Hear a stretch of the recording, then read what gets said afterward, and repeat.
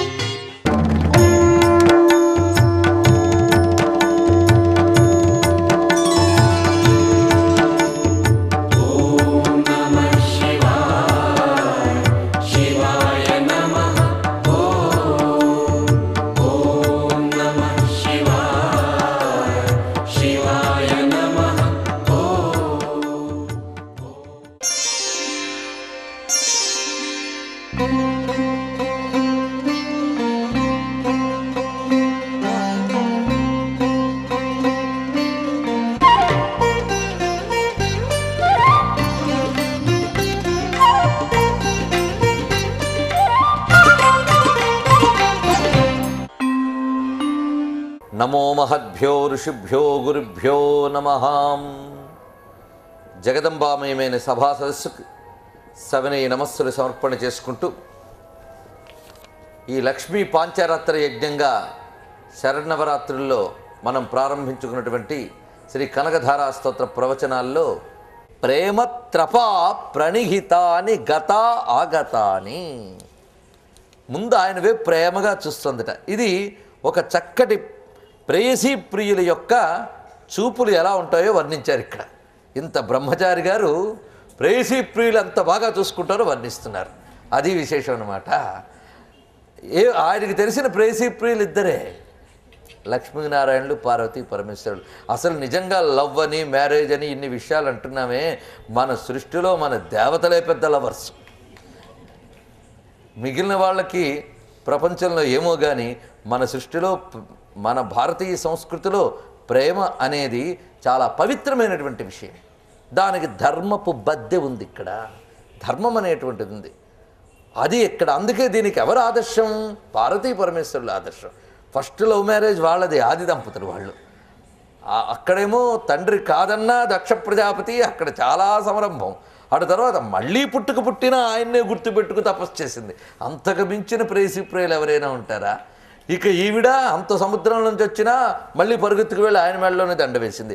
రుక్మిణిగా పుట్టినా నేను ఆయన్నే చేసుకుంటానన్నది. కాదు అని అన్న బెదిరించి మరొకరిని తీసుకొచ్చినా కాదు కాదు అని మెసేజ్ని పంపించి కూడా పిలిపించుకొచ్చి ఆయనతో పాటు వెళ్ళింది. అవునా లేదా? ఎక్కడా? అందుకే ప్రేయసీ ప్రియులు అంటే మనకు లవ్ స్టోరీలు మరో పడమటి దేశాల నుంచి దిగుమతి చేయక్కర్లే. చేస్తూ ఇదిగో ఇప్పుడు సమాజంలో తగలబడి ఊరుకుంటాయి. ఎందుకంటే అవన్నీ కూడా ధర్మరహితమైన ప్రణయాలు, మనది ధార్మిక ప్రణయం. అందుకు భారతదేశంలో ప్రేమ సిద్ధాంతం కొత్తగా చెప్పక్కర్లేదు. కానీ భారతదేశంలో ప్రేమ, కవిత్వం, సౌందర్యం అన్నిటికీ రమణీయత్వం ఉంది. కానీ ఈ రమణీయత్వం ధర్మ రమణీయత్వం, మిగిలినవి కేవల రమణీయత్వములు. కేవల రమణీయత్వాలు పతన హేతువులు, ధర్మ రమణీయత్వం ఉద్ధరణ హేతువు. అందుకు మనకెవరయ్యా ఆదర్శ దంపతులు అంటే ఉమామహేశ్వరాభ్యాం నమః, లక్ష్మీనారాయణాభ్యాం నమః, వాణీ హిరణ్యగర్భాభ్యాం నమః అని మనం రోజు ఆ మొదటి లవర్స్ని, దంపతుల్ని తలుచుకుంటూ ఉంటామే. అలాగ ప్రేయసీ ప్రియులు ఎలా చూసుకుంటారో ఇక్కడ వర్ణిస్తున్నాడు ఆయన.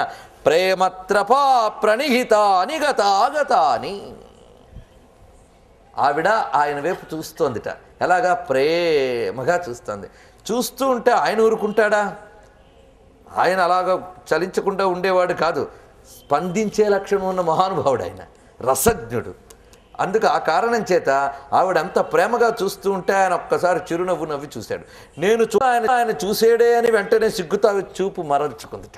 ఇక్కడ మరొక విషయం కూడా చెప్పబడుతున్నది. అదేమిటి అంటే, అమ్మవారి కళల్లో లజ్జ అనేది ఒక కళ. యాదేవి సర్వభూతేషు లజ్జారూపేణ సంస్థిత, నమస్తస్యై నమస్తస్యై నమస్తస్యై నమో నమః అని. ఈ సిగ్గు అనేటువంటిది ఒక గొప్ప కళట.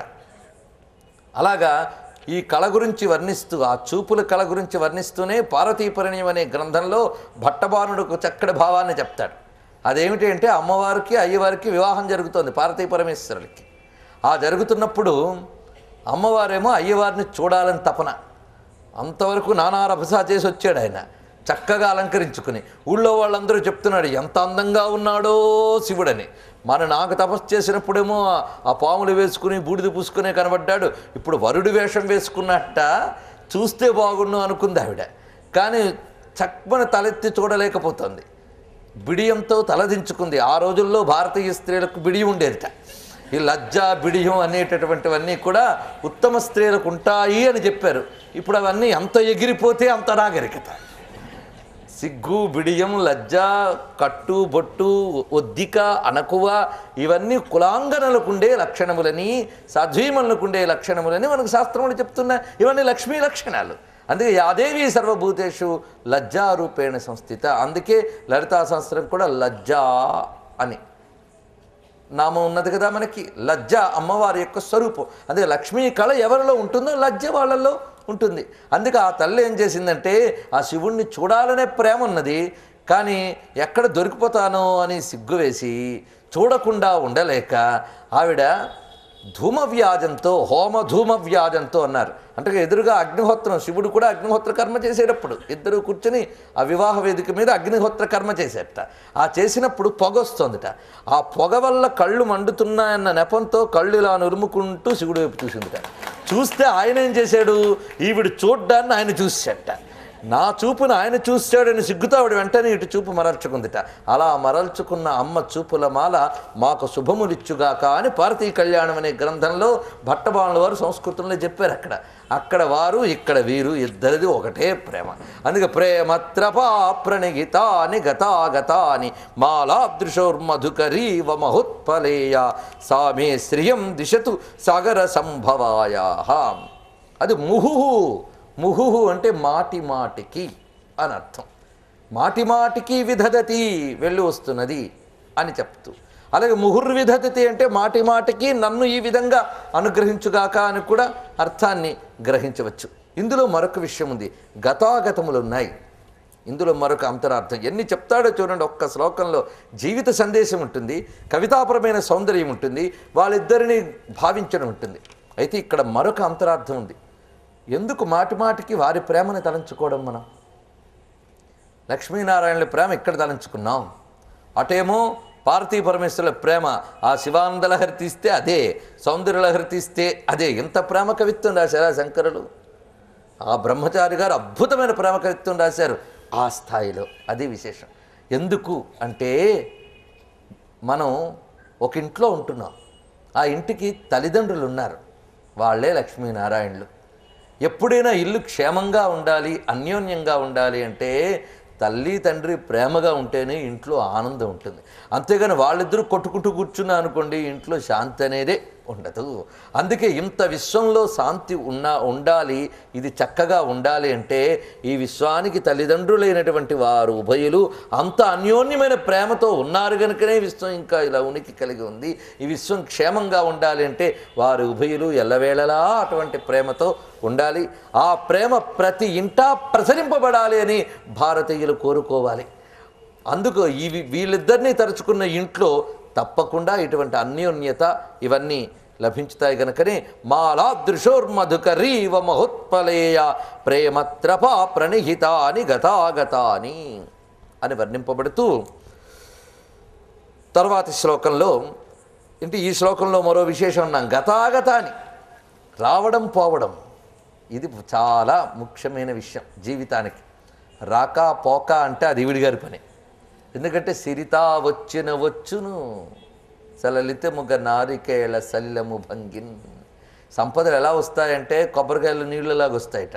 ఎలా పోతాయంటే కరిమింగిన వెలగు పండు కరణిన్ సుమతి అని చెప్పాడు కదా. ఎలా పోతాయంటే ఏనుగు తిన్న వెలగపండులా పోతాయి, కరిమింగిన వెలగపండులాగా. ఎలా వచ్చిందో తెలియదు, ఎలా పోయిందో తెలియదు. అందుకే లక్ష్మికి చంచల అని పేరు మనం పెట్టుకున్నాం. చపల చంచల వచ్చి వెళ్ళిపోతూ ఉంటుంది. అందుకే ఎలా వస్తుందో తెలియదు, ఎలా వెళ్ళిపోతుందో తెలియదయ్యా అని చెప్పారు. అందుకే మెరుపు తీగట. శ్రీ విద్యుత్ కలితాజవంజవ మహాజీమూత పాపాంబు ధారావేగంబున అని ధూర్జడి గారు చెప్పారు. ఈ సంసారం అనేది పెద్ద జీమూతంట. ఈ జీమూతంలో ఒక మెరుపు అలా మెరిసి వెళ్ళిపోయినట్టుగా సంపదలు అప్పుడప్పుడు వచ్చిపోతుంటాయన్నారు. ఎంత గొప్పగా వర్ణించారు ఆయన. ఈ జీమూతం ఏంటి కురిపిస్తుందయ్యా అంటే మెరుపు అంటే అలా వచ్చి వెళ్ళిపోతుంది, కానీ ఎప్పుడు కురిపించేది అంటే పాపాంబు ధారావేగంబున. దానితో మబ్బులు ముసురు పట్టిపోయి శరత్కాలం ఎప్పుడూ లేదయ్యా నా బ్రతుక్కి. అందుకో శంకరా నీ కరుణ అనే శరత్కాలం ఇయ్యవయ్యా అని వర్ణిస్తూ శ్రీ విద్యుత్ కలితాజ వంజవ మహాజీమూత పాపాంబుధారావేకంబున మన్మనోబ్జ సముదీర్ణత్వంబు కోల్పోయితిన్. ఎప్పుడైతే కమలం బాగా వికసిస్తుంది అంటే శరత్కాలంలో వికసిస్తుంది. ఎప్పుడు ముసురు పట్టి ఆ పాపపు వర్షం కురిసి కురిసి కురిసి అసలు ఈ కొలంలో కమలం అనేదే లేదయ్యా.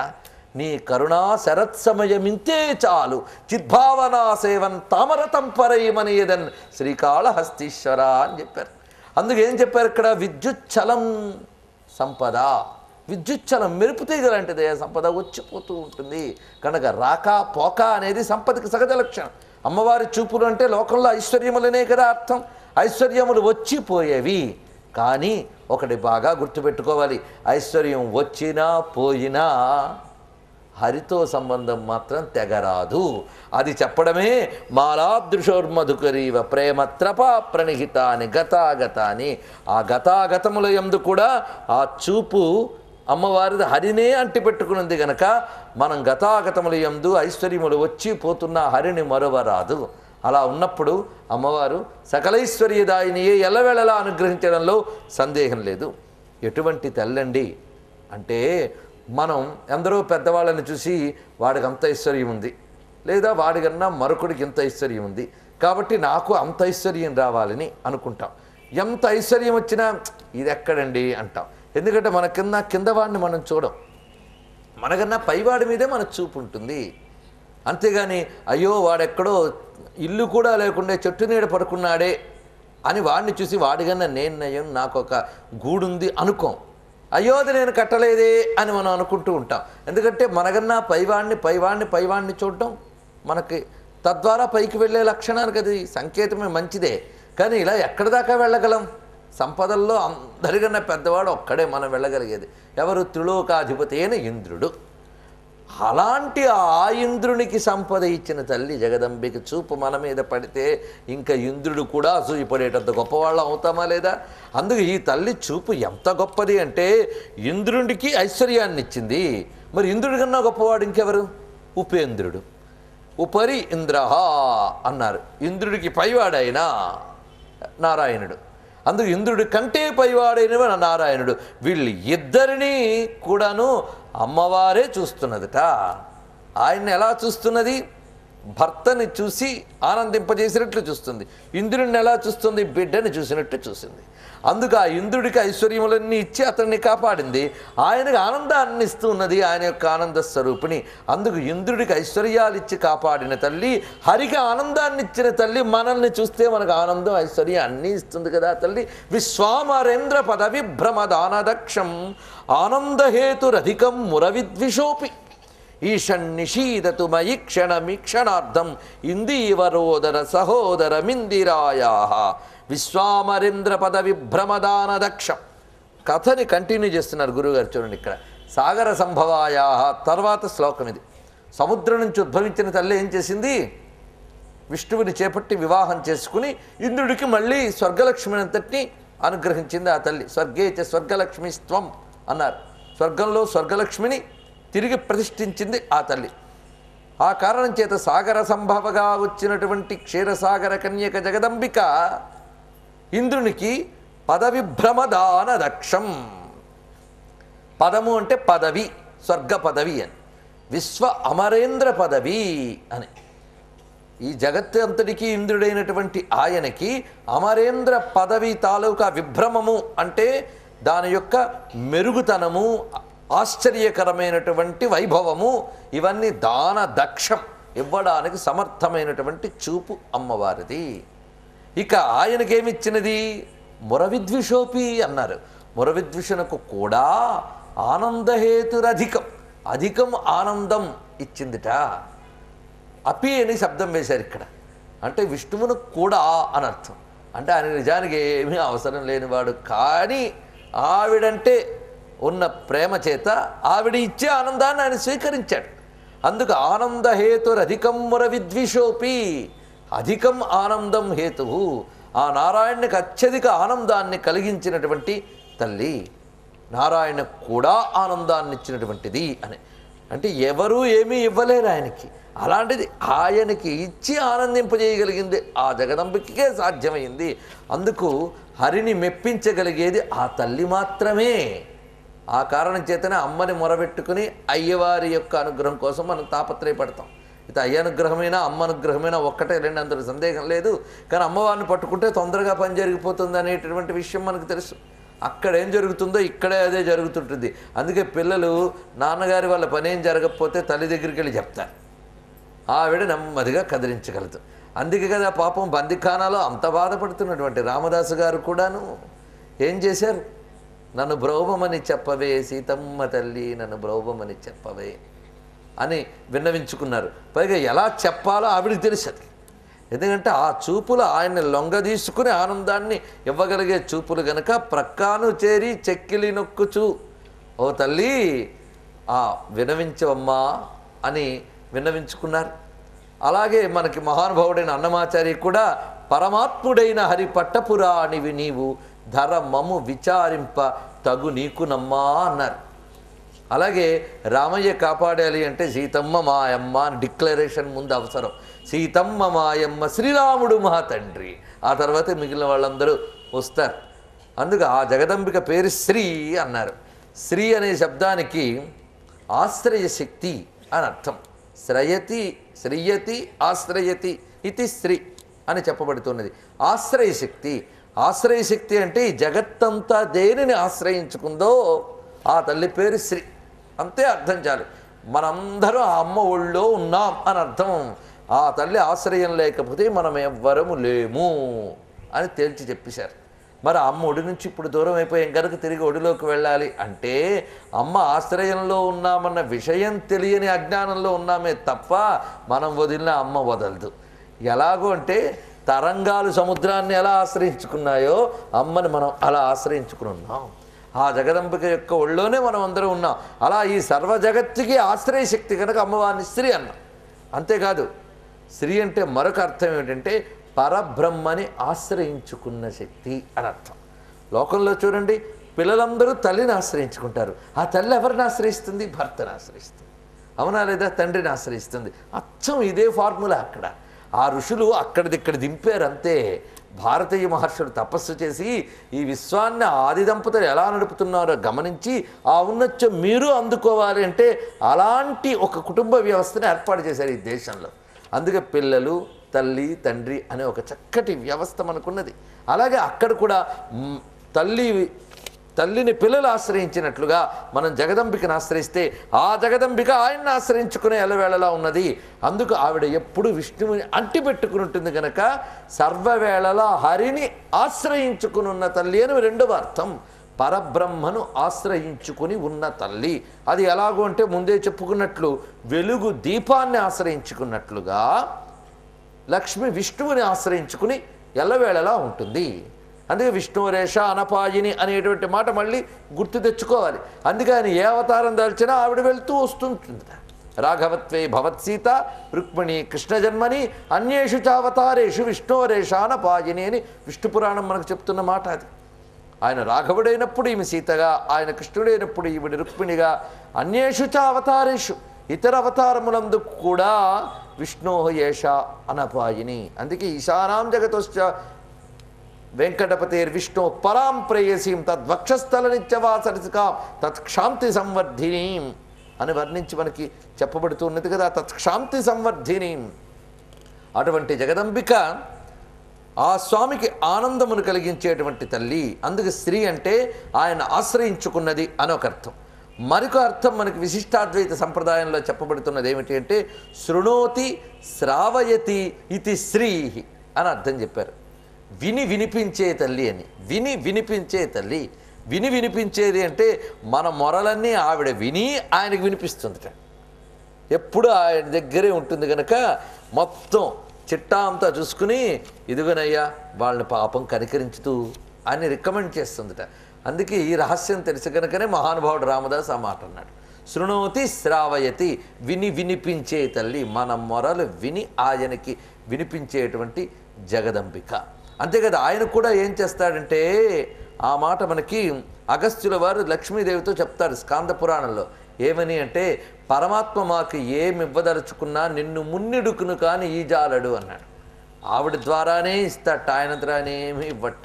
అది విశేషం. అంటే ప్రకృతి ద్వారానే పరమేశ్వరుడు ఏమి ఇవ్వదలుచుకున్నా ఇస్తాడు. ఆ ప్రకృతే జగదంబిక మహాలక్ష్మి. అందుకే ఆ తల్లి మొదటి పేరే ప్రకృతిం వికృతిం విద్యాం అని మనం చెప్పుకున్నాం కదా. అందుకే ఆ జగదంబిక అయిన ప్రకృతి నిరంతరం నారాయణ ఆనందం కోసమే ఉన్నది కనుక ఆనందహేతురధికమ్ముర విద్విషోపి. అయితే ఎంతసేపు చూడాలి, ఎలా చూడాలి అంటే, అమ్మ నువ్వు కాసింత చూస్తే చాలమ్మా అన్నారు. అమ్మ చూపులు విశాలాక్షములు, అవునా లేదా? విశాల అక్షి అని పేరు, విశాలమైన చూపుట. ఎందుకయ్యా అమ్మవారి చూపులు విశాలాక్షి అన్నారు అంటే, మరి సృష్టిలో ప్రతి అణువుని గమనించుకుంటూ ఎవరికి ఏం కావాలో కనిపెట్టుకుంటుంది తల్లి. చివరికి మనకేం కావాలో కూడా మనకు తెలియకున్నా మనలో కూడా మొత్తం ఏం జరుగుతుందో గమనిస్తూ ఎప్పటికెప్పుడు తెగుతున్నటువంటి వాటిని తిరిగి అతికిస్తూ మన లోపల ఎంత వ్యవస్థ జరుగుతుందో మనకు తెలియకుండా ఇవన్నీ గమనిస్తున్నది ఎవరు? ఆ తల్లి యొక్క చూపు. మనం చూడలేని వాటి లోపలికి కూడా చూడగలదు. మనం అనుకున్న మన శరీరంలో ఏం జరుగుతుందో మనం చూడలేక స్కానింగుల బారిన పడుతున్నాం. కానీ ఆ తల్లి చూపు మాత్రం ఆ లోపల దర్శిస్తూ ఏం జరుగుతుందో గమనిస్తూ ఏం జరగాలో గమనించుకుంటూ ఎక్కడికక్కడ సవరించుకుంటూ ఎంత వ్యవస్థను నడుపుతుంది. అలా ఒక్క ఈ దేహంలోనేనా, సర్వజీవదేహముల యందు కూడా ఆ తల్లి చూడడం వల్ల కదా చేస్తోంది. పైగా చూపుతోనే చేస్తోంది ఆ తల్లి. ఇలాగ సర్వ చైతన్య రూపిణైన జగదంబిక సర్వ జగత్తుని ఇంత చూడాలి అంటే ఎంతుందండి ఈ జగత్తు. ఒక్కసారి చూస్తే విశాలమైన ఈ జగత్తును చూడాలంటే అమ్మ చూపు మాత్రం చిన్నదిగా ఉంటుందా? అందుకే విశాలాక్షి అన్నారు. విశాలంగా ఈ జగత్తులో ప్రతి అణువును చూస్తూ ఉంది. అయితే చూస్తూ కూర్చుందండి అంటే చాలామంది చూస్తూ కూర్చుంటారు. ఈవిడ చూస్తూ కూర్చోదు, ఆవిడ కూర్చొని చూస్తూనే అన్ని పనులు చేస్తుంది. ఆవిడ అలా చేస్తూ ఉంది కనుక అన్నపూర్ణ, విశాలాక్షి అన్న వెంటనే అన్నపూర్ణ అన్నం. అంటే ఎవరికి ఏం కావాలో వెంటనే ఇస్తుంది, ఎవరికి ఏం కావాలో తెలుసుకోవడానికి అంత గమనిస్తాం. అవునా లేదా? తల్లి 10 మంది బిడ్డలకి పెడుతున్న వయోభేద, శరీర అవస్థాభేదములు చూసి రకరకములుగా వీడికి చింతపండు పడదు, వీడికి ముందే పప్పు వడ్డిస్తే వీడు తినడు, వీడికి ముందు కూర పెట్టాలి, 10 మందికి 10 రకాలుగా పెడుతుంది ఇంటి తల్లి. అలాగే జగదంబికి కూడా ప్రతి వాడిని గమనించుకుంటూ అందరినీ పోషిస్తూ ఉన్నదే. మరి ఇందరిని గమనించాలంటే మామూలు పరిమితి గల చూపు ఎక్కడ సరిపోతుందండి? అందుకే విశాలాక్షి అంటే అపరిమితమైన దర్శన శక్తి కలది అని అర్థం. మరొక మహానుభావుడు భావం చెప్పాడు.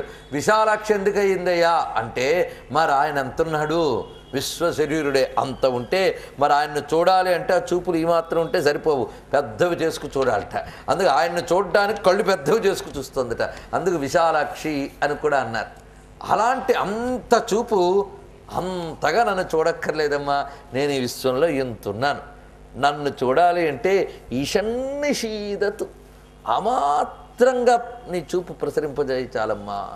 కాసింత చూస్తే చాలు, కాసింత చూస్తే చాలు అంటే కాసింత చొప్పున్న ఎంతకాలం చూడాలనైనా అన్ను వనొచ్చు.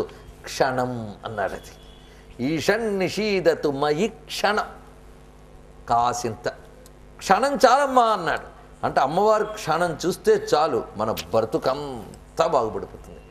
ఆవిడికి క్షణం, మనకో కొన్ని జన్మలు. అవునా కదా? ఈ క్షణం అనేటువంటిది, రెప్పపాటు అనేది ఒక్కొక్కరికి ఒక్కొక్కటి. అందుకే అమ్మ రెప్పపాటు అంటారే, నీ దగ్గర నిలబడితే నాకు రెప్పపాటే కనబడలేదన్నారు శంకరులు. ఎందుకంటే నువ్వు రెప్పపాటు వేస్తే నేను ఉంటానా? నీ రెప్పపాటు లోపల బ్రహ్మలే వెళ్ళిపోతారు, ఎందరో బ్రహ్మలు వెళ్ళిపోతారు. మన ఇంద్రుడు దేవతలు ఒక రెప్పపాటు వేసే లోపల మనం అందరం పని పూర్తి, ఎన్నో యుగాలు అయిపోతాయి. ఇలాంటి ఇంద్రాది దేవతలందరూ బ్రహ్మగారు ఒక్క రెప్పపాటులో ఎగిరిపోతారు. ఇలాంటి బ్రహ్మలందరూ అమ్మవారు ఒక్క రెప్పపాటులో వెళ్ళిపోతారట. అందుకేంటంటే అయ్యో వీడు ఎదురుగా దండం పెడుతున్నాడు, నేను పొరపాటుని రెప్పేస్తే వీడు ఎగిరిపోతాడు రా బాబు అని నా కోసం రెప్ప వేయకుండా అలా చూస్తున్నావా తల్లి అని ఆయన నమస్కారం చేశారు అమ్మవారిని. అందుకు అమ్మవారి చూపుల కాలంలో క్షణం చాలండి మనకి, ఎన్నో జన్మలు బాగుపడిపోగలం మనకు. పైగా ఆ క్షణం కూడా అంత పెద్దగా చూడక్కర్లేదమ్మా, ఈ క్షణ అర్థం ఆ చూపులో ఆ మాత్రం సగం ఈశన్ కాసింత నిషీదతు ప్రసరింపజేయమ్మా చాలు. ఆ కాసింత చూపే ఇంద్రుడికి ఐశ్వర్యాన్ని ఇచ్చింది, అయ్యవారికి ఆనందాన్ని ఇచ్చింది. నా వైపు కాస్త ప్రసరింపజేయమ్మా, ఏం అరిగిపో అంటున్నారైనా. దృశాద్రాఘీయస్యాదర దళిత నీలోత్పలరుచ దవీయాంశం దీనం స్నపయ కృపయా మామపి శివే అనేనాయం ధన్యో భవతి నచతే హానిరియత వనేవా హర్మ్యేవా సమకర నిపాతో హిమకర అని అలాగే బాధపడ్డారు సౌందర్యలహరిలో. అమ్మా, నీ విశాలమైన చూపులతో నన్ను కరుణించమమ్మా. ఎంతో దూరంగా ఉన్నాను ననకమ్మా, నేను దూరంగా ఉన్నాను కానీ నీ చూపు ఎంత దూరమైనా వెళ్ళగలిగినటువంటి శక్తి కలేదమ్మా. లైట్ ఇయర్స్ అని అంటాం, ఎక్కడికైనా ఎంత దూరమైనా ప్రసరిస్తాయి అంటామే. కాంతి మహావేగంట. ఈ కాంతులన్నిటికీ మూలమైన నీ చూపుల కాంతి ద్రాఘీయసి అత్యంత దీర్ఘమైనటువంటిదమ్మా. అందుకు దవీయాంశం దీనం స్నపయ కృపయ, దీనుడినైన నాపై నువ్వు కాసింత చూస్తే అది నాకు షవర్బాత్ అన్నాడు. కాసింత చూస్తే చాలమ్మా, స్నపయ కృపయా, దయతో నన్ను ఆ చూపుల ధారలో కనకధార. ఆవిడ కాసింత వదిలింది, మొత్తం వదిలితే కొట్టుకుపోతాను. నిజానికి కాస్త వదిలితే చాలా. శివుడు జటాజూటంలోంచి కొంచెం వదిలేట్టే గంగ, మొత్తం వదిలితే భూమి మిగలదు. అసలు కాసింత వదిలేడు, అదే ఎంత అయిందో మనకు తెలిసేది. అలాగే అమ్మవారు కూడా ఆ చూపుల గంగాధార కనకధార కాసింత మన వైపు వస్తే అందులో స్నపయ కృపయ, మనం ఆ దయామయమైన ఆ కాసింత ఆ కటాక్ష ధారలో స్నానం చేయొచ్చు. ఆ స్నానం అనగానే శుద్ధత, తాపత్రయ శాంతి, అది విశేషం. స్నానం అని ఎందుకు చెప్పారు అక్కడ? స్నపయ కృపయ, స్నానం చేస్తే దాహశాంతి తాపశాంతి ఉంటుంది. అలాగే మన మనస్సున్నదే అనేక జన్మల తాపంతో ఆది భౌతిక ఆధ్యాత్మిక ఆదిదైవికులైనటువంటి తాపత్రయాలతో కమిలిపోతూ ఉన్నటువంటి ఈ మనస్సుని అమ్మా ఈ క్షణార్థం ఈషన్నిషీదతు కాసింత ప్రసరింపజేయమమ్మా. ఎటువంటి చూపులు? ఇందీవర ఉదర సహోదర మిందిరాయ. ఇందీవరం అంటే పద్మం. ఆ పద్మము యొక్క నడిమి భాగంలో ఉన్నటువంటి వెలుగు ఎలా ఉందో, సహోదరం అంటే తమ్ముడు అని అర్థం. ఇందీవరానికి తమ్ముడు లాంటి ఇందీవర ఉదర సహోదర, ఇందీవర గర్భంలో ఉన్నటువంటి దానికి సమానంగా ఉన్న నీ చూపులు అని వర్ణించారు ఇక్కడ. ఇందీవరం అంటే పద్మం అని చెప్పాం కదా. ఆ పద్మపు నడిమి భాగం ఎంత మృదువుగా కాంతివంతంగా ఉంటుందో, ఆ అమ్మ కన్నులు పద్మం వలె ఉన్నాయి గనక వాటితో సమానమైన కాంతి కలిగినటువంటి నీ చూపుల ధార కాసింత నా వైపు ప్రసరిస్తే చాలమ్మా, నేను ధన్యుణ్ణవుతాను. ఎందుకంటే అవి సాక్షాత్తు ఇంద్రుడికే దివ్యమైన అమరేంద్ర పదవినిచ్చిన చూపు, అది నారాయణుణ్ణే ఆనందింపజేసినటువంటి చూపు. అటువంటి ఆ దివ్యమైన అమ్మవారి కటాక్ష వీక్షణాలు ఎల్లవేళలా ఈ జగత్తుని రక్షించుగాక, మనకు శాంతిని ప్రసాదించుగాక అని జగద్గురువులైన ఆదిశంకర భగవత్పాదులు ఆ తల్లి యొక్క కటాక్షం లేనిది ఏవి శోభించవు అని తెలుసుకుని ముందు ఆ తల్లి కరుణని మనపై ప్రసరింపజేస్తున్నారు. అటువంటి కనకధారా స్వరూపిణి అయిన అమ్మవారి యొక్క ఆ చూపులకు నమస్కరిస్తూ విశ్వామరేంద్ర పద విభ్రమదాన దక్షమానంద హేతురధికం మురవిద్విషోపి ఈషన్నిషీదతు మయి క్షణమిక్షణార్థం ఇందీవరోదర సహోదర మిందిరాయాహ. ఇక్కడ అమ్మవారి కనుచూపులు ఎలా ఉన్నాయంటే ఇందీవర ఉదర సహోదర అని మాట వేశారు ఇక్కడ. ఇందీవరము అంటే నల్ల కలువ పువ్వు అని అర్థం. దాని యొక్క ఉదరము అంటే నడిమి భాగము, దానికి సహోదరము అంటే తమ్ముళ్ళ ఉన్నాయని. సాధారణంగా ఒకే పోలిక కలిగి ఉన్నప్పుడు వాడు తమ్ముళ్ళ ఉన్నాడండి వీడు అని అంటాం లోకంలో చూసినప్పుడు. అలాగే అమ్మవారి ఆ కనుచూపులు ఎలా ఉన్నాయంటే ఆ నల్ల తామరల యొక్క నడిమి భాగము నందు ఎటువంటి కాంతి ఉన్నదో అటువంటి కాంతితో అమ్మ కనుచూపులు ఉన్నాయి అని ఇక్కడ వర్ణిస్తున్నారు. అది విశేషం. అలా ఉన్నటువంటి అమ్మ యొక్క ఇందిరాయాహ ఈక్షణార్థం, పూర్తి కనుచూపు అక్కర్లేదుట, ఈక్షణ అర్థం. ఆ కనుచూపులో కాసింత చాలు, అది ఎక్కువ కాలం ప్రసరించిన అవసరం లేదు, క్షణం అన్నారు. కాసేపు ప్రసరిస్తే చాలు అఖండమైనటువంటి ఐశ్వర్యములు ఇవ్వగలదమ్మా. అంత శక్తి ఉంది ఆ కనుచూపుల్లో. పొందే మనకంత శక్తి లేకున్నా ఇచ్చే తల్లికి అంత శక్తి ఉందన్నమాట. కాసింతసేపు కాసింత చూపు అది లభిస్తే చాలు ఎన్ని జన్మలకైనా సరిపడా ఐశ్వర్యం ఆ తల్లి ఇవ్వగలదు. ఇందులో కూడా ఇంద్రునికి ఐశ్వర్యములు ఇచ్చే తల్లి, నారాయణ్ణి ఆనందింపజేసే తల్లి అనే అర్థం చెప్పబడుతున్నది. సర్వ దేవతలకి వారి వారి ఐశ్వర్యములు అమ్మవారి అనుగ్రహం వల్లనే లభిస్తున్నాయి. ధనం అగ్నిర్ధనం వాయుర్ధనం సూర్యోధనం వసు అని మనం చదువుతూ ఉంటాం కదా వేదమంత్రములు. అందులో అగ్ని ధనము, వాయువు ధనము, ఇవన్నీ కూడా మనల్ని ధన్యత చేయిస్తున్నాయి. ఆ కారణం చేత వాటికి ధనము అని పేరు. దేనివల్ల మనం ధన్యత చెందుతామో వాటికి ధనము అని. ధన్యత చెందడం అంటే అర్థం కృతకృత్యులం అవుతున్నాము అని అర్థం. ఈ అగ్ని, వాయు, సూర్యులు వీరందరి చేత ఈ విశ్వం ధన్యమవుతున్నది. ఆ కారణం చేతనే విశ్వమనే ఇంటిలో ఉన్నటువంటి ధనములు ఏవయ్యా అంటే అగ్ని, వాయు, సూర్యులు. ఈ ధనములన్నింటిలోని ఉన్నటువంటి ఆ ధనలక్ష్మి జగదంబ. ధనలక్ష్మి అనే మాటకి ఇంత అర్థం ఉన్నది. ఆ అగ్నికి అటువంటి ప్రకాశ శక్తి అమ్మ వల్లే వచ్చింది. సూర్యునికి ఆ వెలుగులిచ్చే శక్తి అమ్మ వల్లే వచ్చింది. చంద్రునిలో చలువ కూడా అమ్మ వల్లే ఉన్నది. అలాగే ఇంద్రునిలో ఇంద్రత్వం, కుబేరునిలో ఉన్నటువంటి కుబేరత్వ శక్తి, దిక్పాలకుల్లో ఉండే దిక్పాలకత్వ శక్తి, గ్రహాధిపతుల్లో ఉండే ఆధిపత్య శక్తి. సృష్టిలో ఎవరికి ఏ శక్తి కావాలన్నా ఆ శక్తి ఆ తల్లి ఇవ్వవలసినదే. అందుకు ఆ పరాశక్తిని ధనలక్ష్మి అని మనం కీర్తిస్తూ ఉన్నాం. ఈ మాటనే అగస్త్య మహర్షి కొల్హాపురి మహాలక్ష్మీదేవిని కీర్తిస్తూ చెప్తారు. చంద్రముని యందు జ్యోత్స్నవు చంద్రవదన, ప్రభవు వాసర కరుణందు పద్మనయన, దాహశక్తివి పూబోడి దహనునందు, మృక్యధును నీకు కళ్యాణమూర్తి లక్ష్మి. ఇది శ్రీనాథ మహాకవి యొక్క కవిత్వం. సంస్కృతంలో ఉన్నటువంటి ప్రసిద్ధ అగస్త్యకృత లక్ష్మీ స్థుతికి ఇది అనువాదం. ఆ లక్ష్మీ స్థుతిలో ప్రథమ శ్లోకం చాలామందికి పరిచయమే. మాతర్నమామి కమలే కమలాయతాక్షి శ్రీ విష్ణు హృత్కమలవాసిని విశ్వమాత క్షీరోదజే కమలకోమల గర్భగౌరి లక్ష్మి ప్రసీద సతతం నమతాం శరణ్యే అని ప్రారంభమయ్యేటువంటి అగస్త్యకృత శ్రీ మహాలక్ష్మి స్థుతి ఇది చాలా విశిష్టమైనది. లోపాముద్రా సహితుడై అగస్త్య మహర్షి దక్షిణాపథంలో ప్రవేశించినప్పుడు కొల్హాపురి లక్ష్మీదేవిని దర్శించారని, అప్పుడు ఆ లక్ష్మీదేవిని స్తుతించితే తల్లి ప్రత్యక్షమైందిట. ప్రత్యక్షమై లోపాముద్రార్చిత శ్రీమచ్చరణాయే నమో నమః కదా. అందుకు లోపాముద్రార్చిత లీలాక్లుప్త బ్రహ్మాండ మండల అని సహస్రనామాలలో కూడా చేర్చబడినటువంటి మహాభక్తురాలు, ఉపాసకురాలు లోపాముద్ర.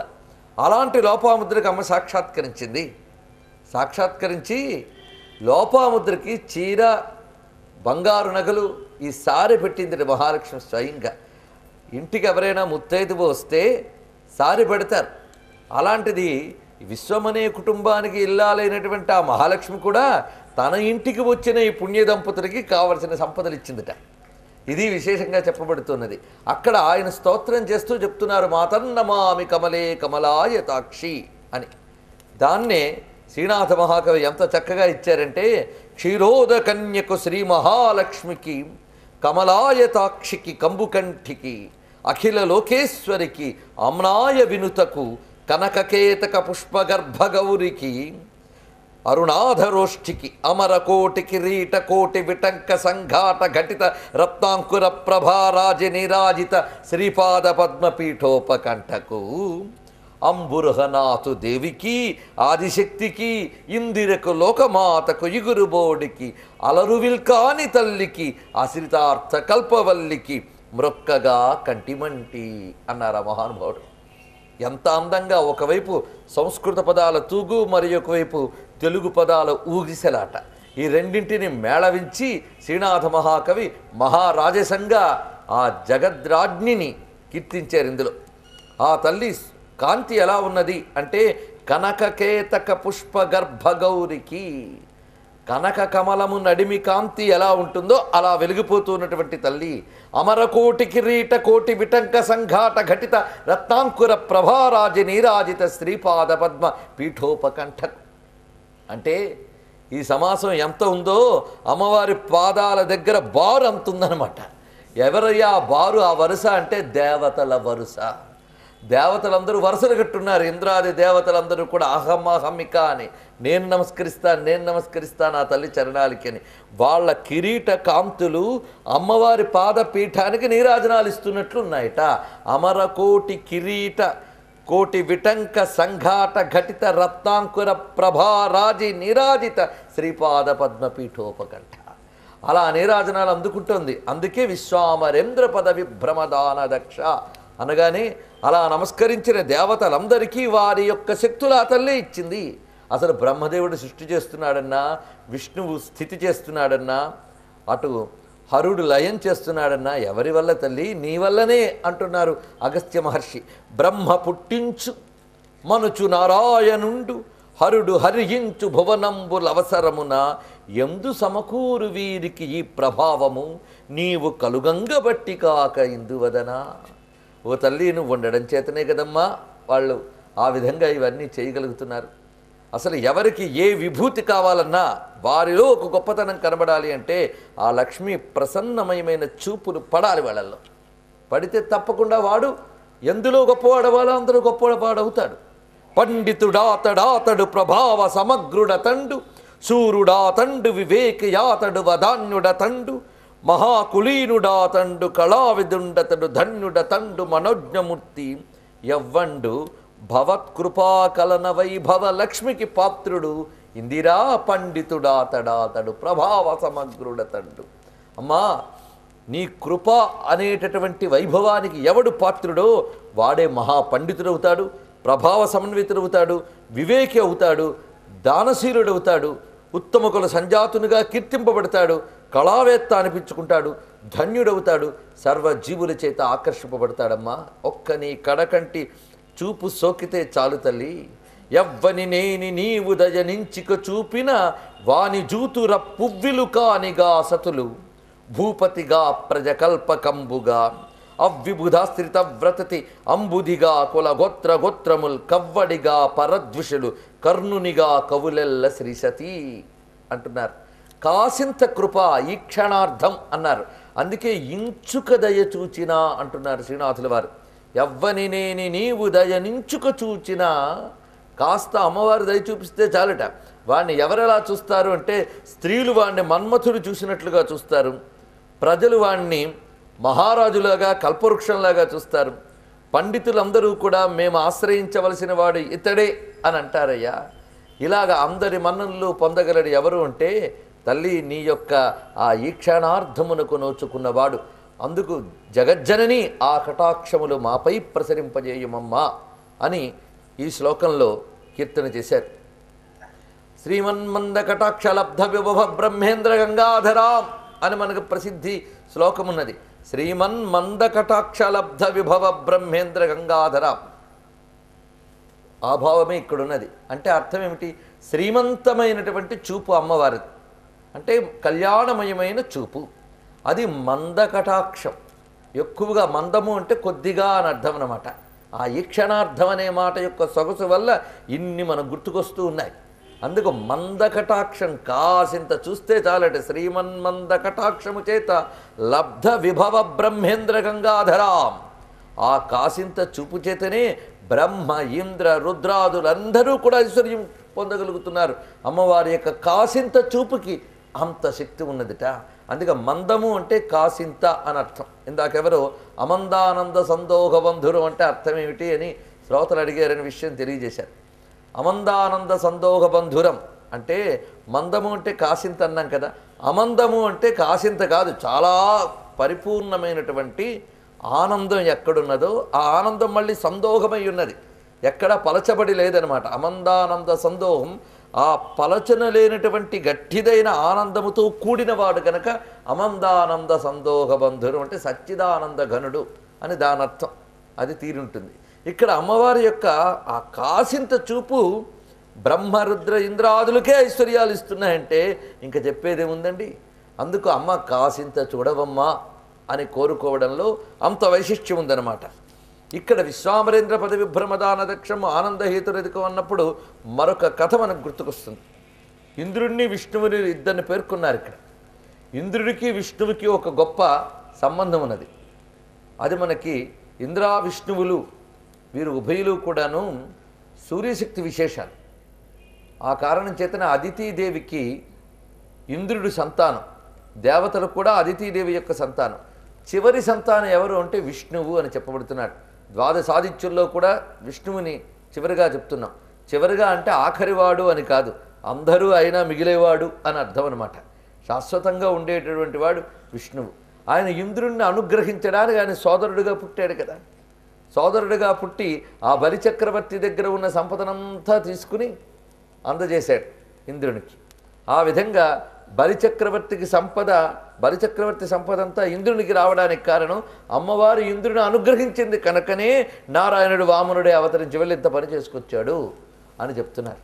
అంటే అమ్మవారి అనుగ్రహం నేరుగా కాకుండా విష్ణువు రూపంలో వచ్చి ఇంత పని చేయించిందనమాట. అందుకు విష్ణువుని కదిలించాలంటే అమ్మవారే కదిలించాలి. విష్ణువు అనుగ్రహం కావాలంటే అమ్మవారే కదిలించగలరు.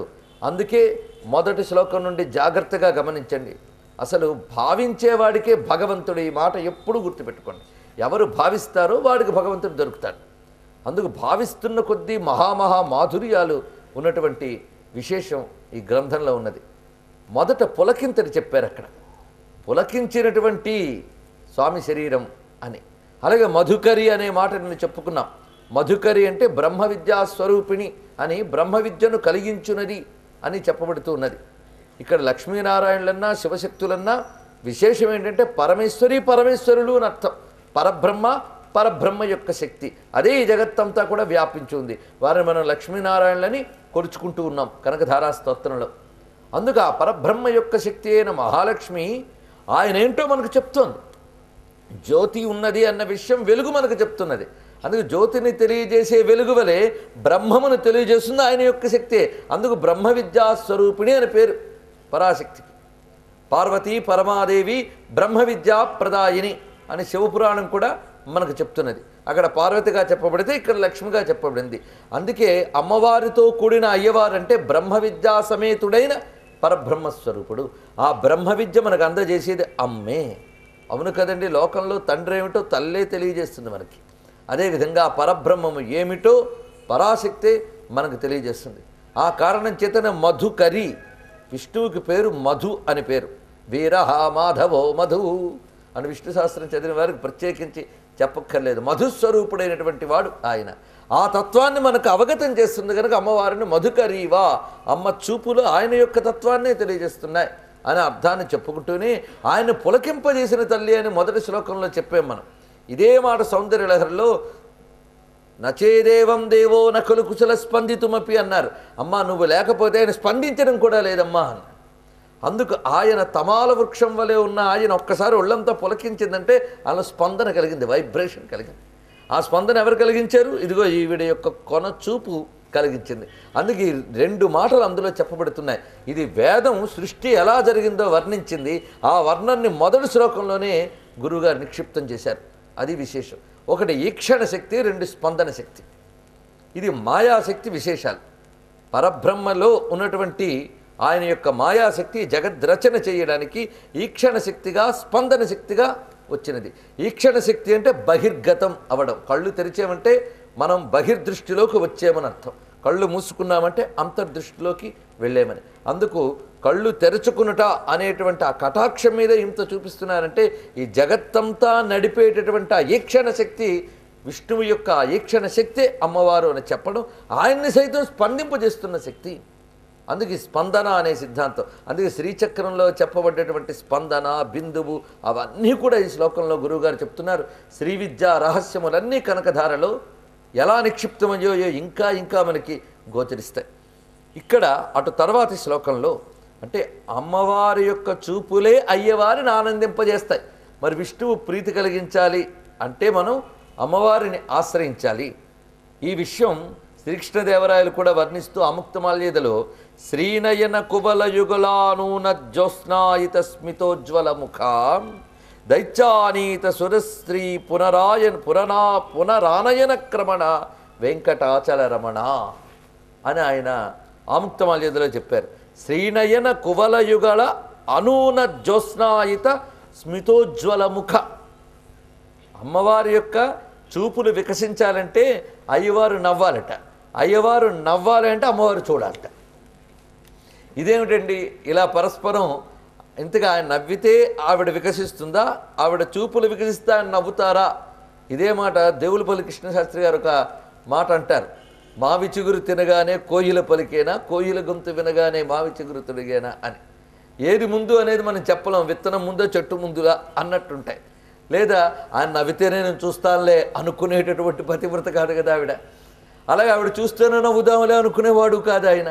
ఆ ఇద్దరిలో ఎప్పుడు ఎవరు చూసారో ఎప్పుడు ఎవరు నవ్వారో వాళ్ళకి తెలియదు. అంత సహజమైన ప్రణయం వాళ్ళ ముందు ఉందన్నమాట.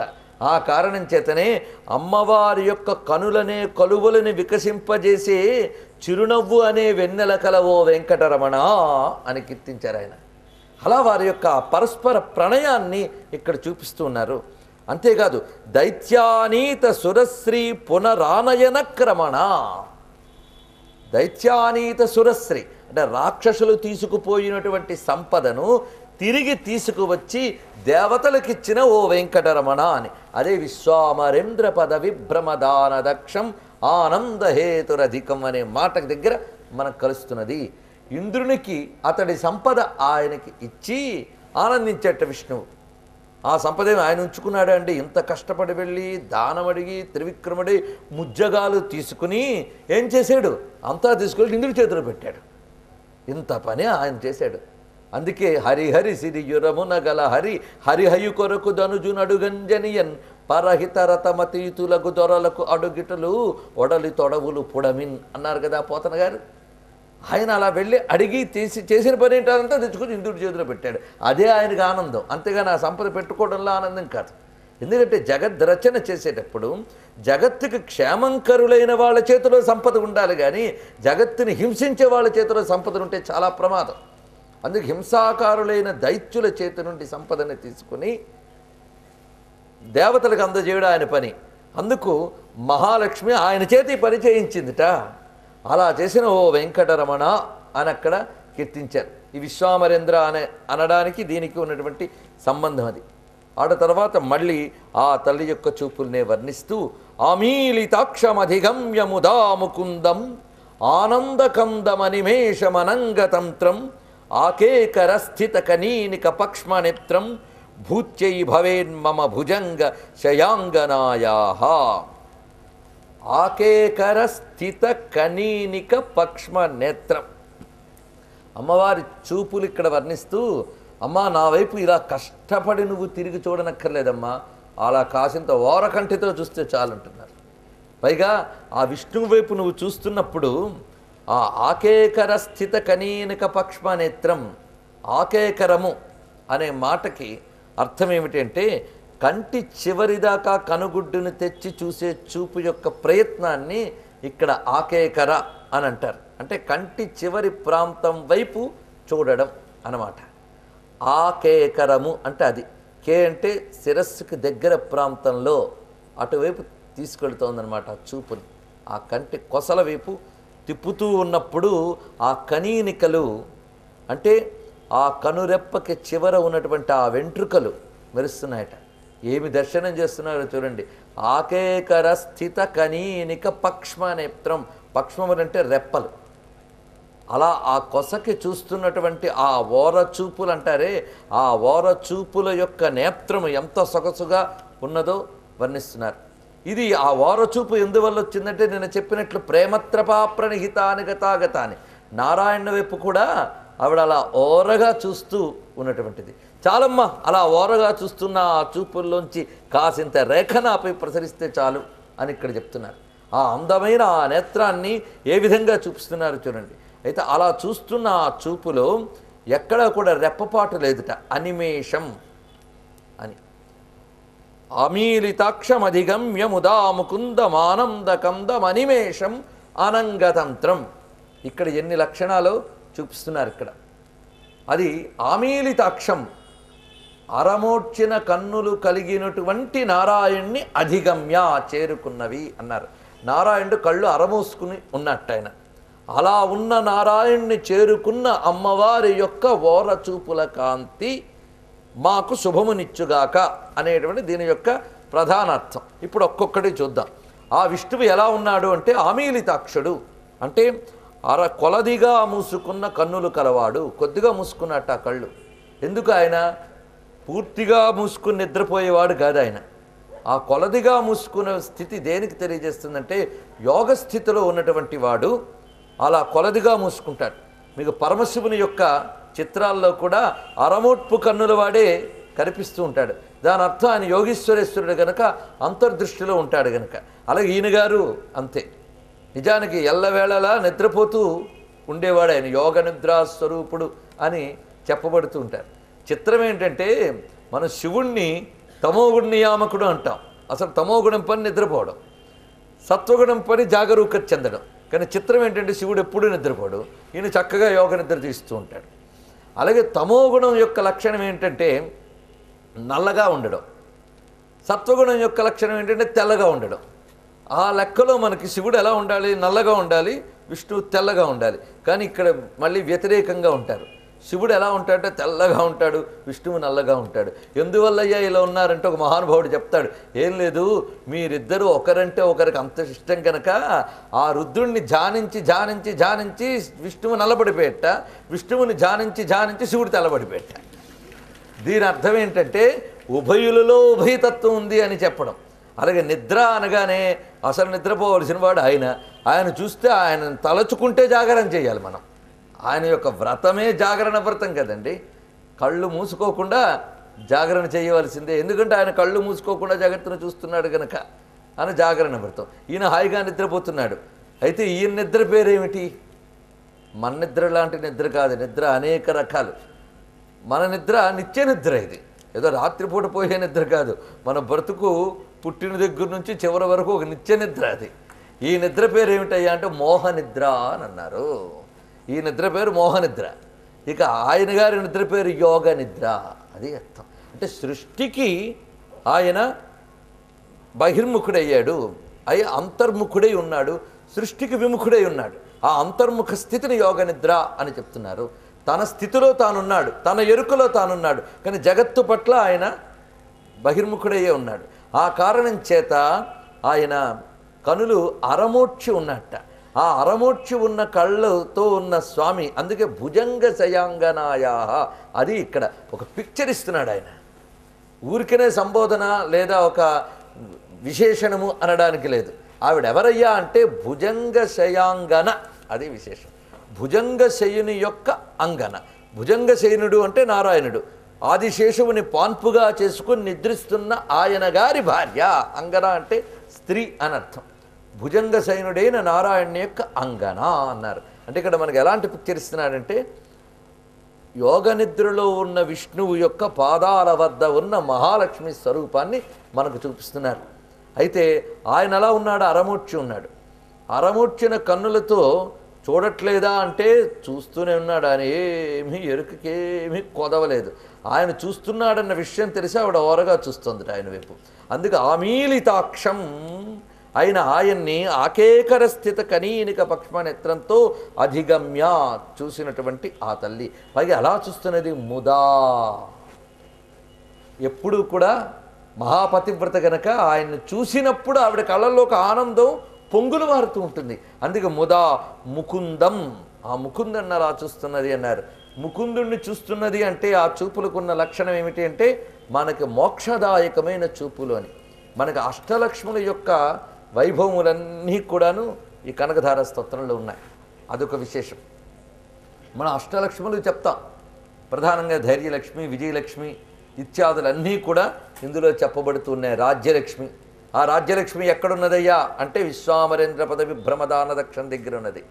కనుక ఈ మొత్తం 20 శ్లోకాల్లోనే కూడా కొన్ని శ్లోకాలని విశేషంగా చేస్తే తల్లక్ష్మి యొక్క అనుగ్రహం మనకు లభించేటువంటి అవకాశం ఉన్నది. సంతానలక్ష్మి కానీ, రాజ్యలక్ష్మి కానీ, విజయలక్ష్మి కానీ, ధైర్యలక్ష్మి కానీ, ధాన్యలక్ష్మి కానీ అవి ఎక్కడెక్కడ అనేది ఆ సందర్భం వచ్చినప్పుడు మీకే స్ఫురిస్తుంది. అన్నిటికీ వ్యాఖ్యానించవలసిన అవసరం లేదు. ఆ సూచన మీరు గమనించితే చాలు. ఒక్కొక్క శ్లోకంలో కూడా అమ్మవారి యొక్క అన్ని లక్ష్మీమూర్తులు ఉన్నాయి. ఇక్కడ చెప్పబడే లక్ష్మి మోక్షలక్ష్మి స్వరూపం. దానికి ఆధారం ఏమిటి అంటే ఈ మోక్షలక్ష్మి అష్టలక్ష్ముల్లోదా అంటే అష్టలక్ష్ములు అనేది తంత్రశాస్త్రాల్లో తర్వాత అభివృద్ధి చెంది వచ్చినటువంటిది. కానీ వైదికమైన సంప్రదాయం ప్రకారంగా మనకు ప్రధానంగా 6 లక్ష్ములు చెప్పబడుతున్నాయి. అవి సిద్ధలక్ష్మీ, మోక్షలక్ష్మీ, జయలక్ష్మి, సరస్వతి, శ్రీర్లక్ష్మీర్ వరలక్ష్మిశ్చ ప్రసన్నామం సర్వదా. లక్ష్మి అంటే ప్రధానంగా 6 స్వరూపాలుగా మనం చెప్తూ అల్టిమేట్ వరలక్ష్మి అన్నాం. అందుకే వరలక్ష్మి వ్రతం మనం శ్రావణ మాసంలో చేయడంలో విశేషమిది. వరలక్ష్మి అని. ఇక్కడ సిద్ధలక్ష్మి అంటే సిద్ధి, మోక్షము, అదేవిధంగా జయము, సరస్వతి, శ్రీ, వర అనే మొత్తం 6 లక్షణాలు ఇక్కడ చెప్పబడుతున్నాయి. అంటే పరాశక్తి అనుగ్రహం ఎన్ని విధాలుగా మనకు కావాలో చూడండి. ఇక్కడ మొదట సిద్ధి అనేటువంటిది. ప్రతి వారు ఏది చేసినా కోరుకునేది అది కదా, లేకపోతే ఏ పని చేస్తాడండి ఎవడైనా.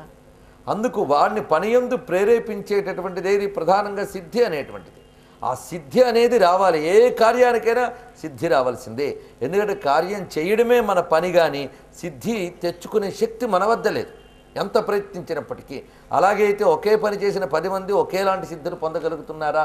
ఒకేలా పని చేసిన కనుక సిద్ధి అనేటువంటిది ప్రకృతిలో దాగి ఉన్న ఒక దేవతానుగ్రహ స్వరూపం. దానిని సమకూర్చడం అనేటటువంటిది సాధన వల్ల జరుగుతున్నది.